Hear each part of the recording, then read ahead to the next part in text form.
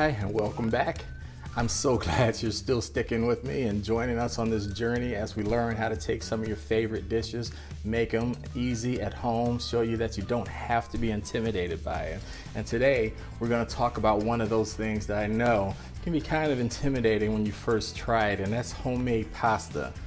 Trust me, when you have homemade pasta, fresh pasta, it is just such a different experience. But a lot of people think that it's going to be very difficult to make. It really isn't.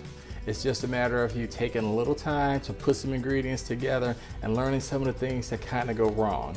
Now you will need a pasta roller, so if you don't have that, you're going to need one, whether it's manual or one that you can attach to your mixer. I personally have done both. They both are very successful, but now I do generally stick with the powered one on my KitchenAid mixer because it just makes it a lot faster process for me. But I've done them both ways. You can even just use a roller if you really want to go old school. There's plenty of tutorials out there on what you want to do, and the process is pretty much the same. You're just slowly rolling that pasta thinner and thinner. Now before we get into it, a couple of things I want you to pay attention to when you're making pasta. First, when it comes to incorporating the ingredients, you're gonna see I have this well between my flour with all the wet ingredients in there. I'm slowly bringing them together to help keep it smooth and lump free. Don't worry if the first time you're making this, it may break out on you or start getting away from you. Just move faster and get it all together. Do not panic.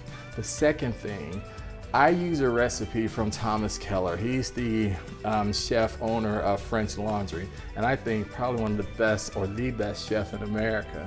I've used several pasta recipes. They're all good in their own ways, but his, for whatever reason, always comes together. I rarely have any issues with his pasta and his recipe. So I'm gonna walk you through that recipe.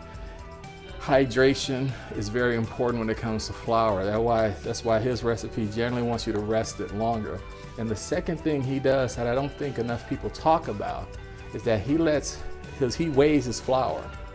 You don't want to just measure flour. If it says like a cup of flour, that can weigh in a lot of different ways for people. If you just scoop it in there, it may have less flour in it than if you go in there and maybe you're like shaking it and packing it down, suddenly you're using more flour.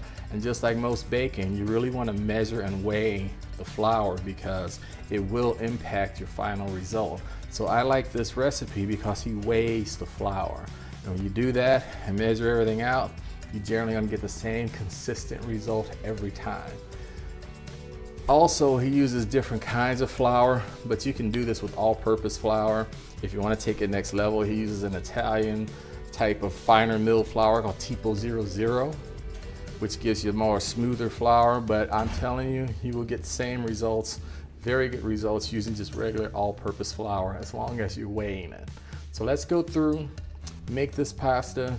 If you want to have a nice Alfredo sauce with it, there's also a link for an Alfredo sauce that's very easy as well. We're gonna walk through, enjoy this. Do not be intimidated by pasta.